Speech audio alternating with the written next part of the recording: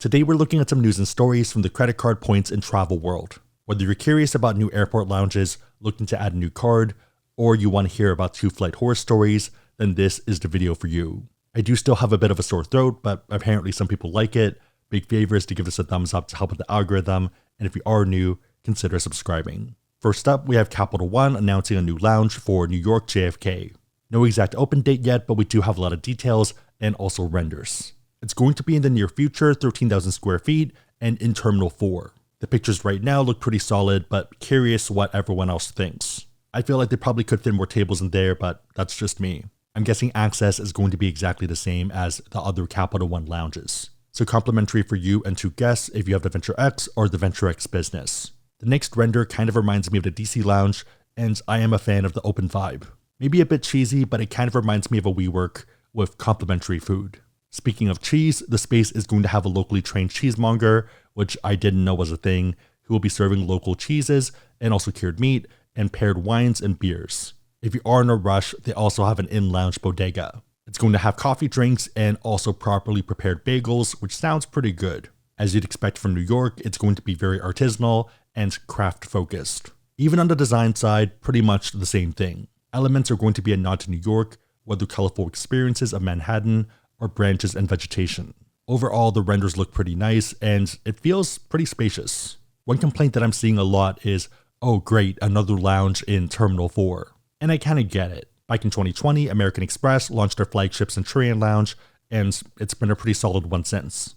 Last year, in 2013, Delta opened up their second lounge in Terminal 4 by Gate 7, and it's pretty nice. Earlier this year, you had a new Chase Sapphire Lounge open there as well, which basically took over the old Etihad First and Business Class Lounge. On one hand, there's a lot of lounges already. On the other hand, the credit card companies are being pretty strategic. For example, we went to both the Centurion Lounge and the Sapphire Lounges earlier this year, and they're right next to each other. So imagine a mall or any other business, and you have 2 stores with nothing else in between them. I think there might be an employee hallway, but that's it. There's also a giant banner advertisement the moment you step out of the Centurion Lounge for the Chase Sapphire Reserve and also their lounges. Ironically, we did have to wait 45 minutes to get into the Sapphire Lounge, so we ended up walking right into the Centurion Lounge. But yeah, as you can tell, Terminal 4 seems to be a pretty big battleground for everyone. The other part of it is something called hotelling's law. When you have products that are not the same, then you have differentiation and potentially an advantage. When the products are the same though, then a lot of it becomes about convenience. Imagine if there were 2 ice cream carts on the beach. Initially it might be even, but one of the carts are going to move towards the middle in order to get more business. At the same time, the other cart loses business, so they move closer as well until they're right next to each other. Eventually, both end up right in the middle. And that's pretty much why you'll see a lot of similar stores and restaurants that will be strategically near each other.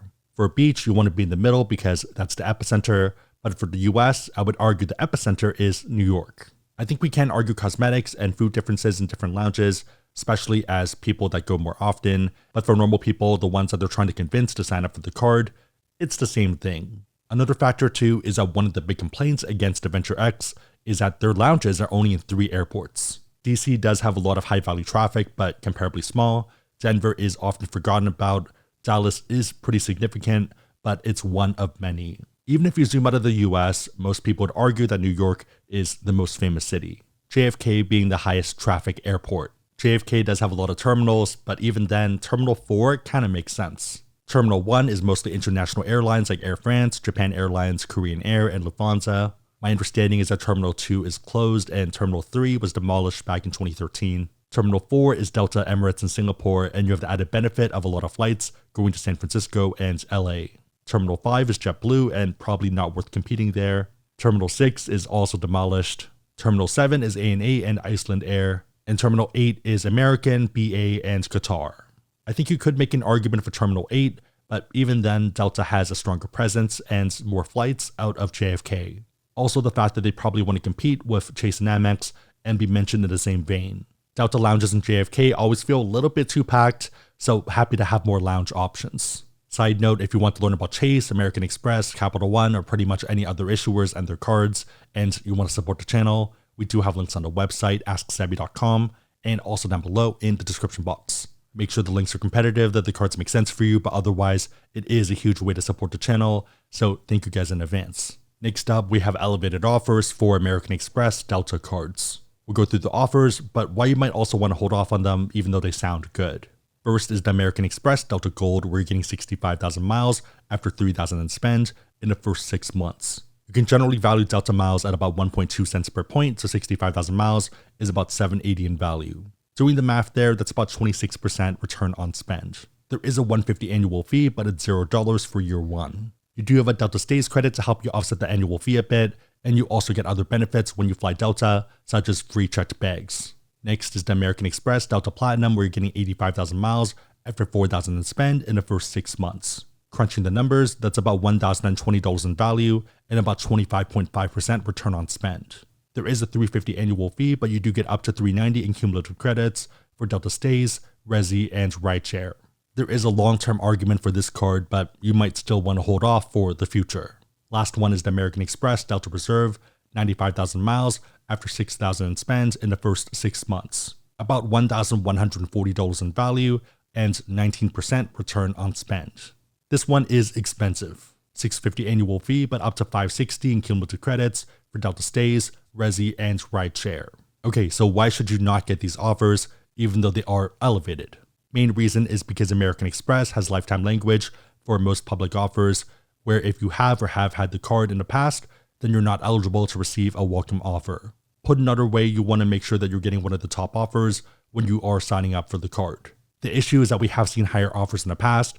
I don't know if it's going to go back up to that level, but I feel like there is a non-zero chance, and unless you need Delta miles right now, there's not a rush. All things being equal, I wouldn't leave value on the table if you don't need to.